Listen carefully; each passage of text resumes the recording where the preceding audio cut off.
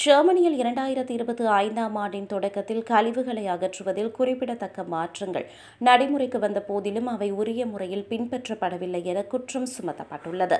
புதிய வழிகாட்டுதல்களுக்கு அமைய வீடுகள் தங்கள் கழிவுகளை சரியாக அகற்றப்படுவதை உறுதி செய்ய வேண்டியிருந்தது.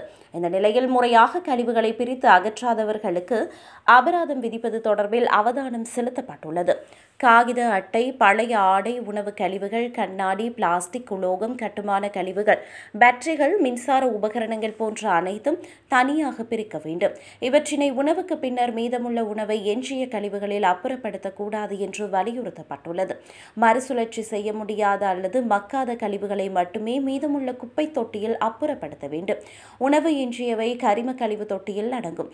அவை பச்சையாகவோ அல்லது சமைத்ததாகவோ இருந்தாலும் எளிதாக உரமாக்கப்படலாம். கரிம கழிவுகள் ஒரு தனி உலர்ந்த நொதித்தல் ஆலையில் நொதித்த பிறகு உயர்தர உரமாக பதப்படுத்தப்படுகின்றன என கழிவுகளை அகற்றும் நிறுவனத்தின் செய்தி தொடர்பாளர் தெரிவித்தார். மக்கள் தங்கள் கழிவுகளை முறையாக பிரிக்க ஊக்குவிக்க கழிவுகளை அகற்றும் நிறுவனம் விரிவான தகவல் பொருட்களை வழங்குகிறது. மக்கள் தங்கள் கழிவுகளை முறையாக பிரிக்க வேண்டும் என்பதற்காக விழிப்புணர்வை ஏற்படுத்த நடவடிக்கை எடுக்கப்பட்டுள்ளது. பிரச்சாரங்களும் தகவல் சலுகைகளும் முறையான பிரிப்பின் கூடுதல் மதிப்பை விளக்குகின்றன என்று செய்தி தொடர்பாளர் கூறினார். கழிவுகளை தவறாக பிரிக்கப்பட்டால் அபராதம் விதிக்கப்படலாம். மேலும் கழிவுகள் பிரிக்கவில்லை என்றாலும் அபராதம் விதிப்பது தொடர்பில் அதிகாரிகள் நடவடிக்கை எடுத்து வருகின்றனர்.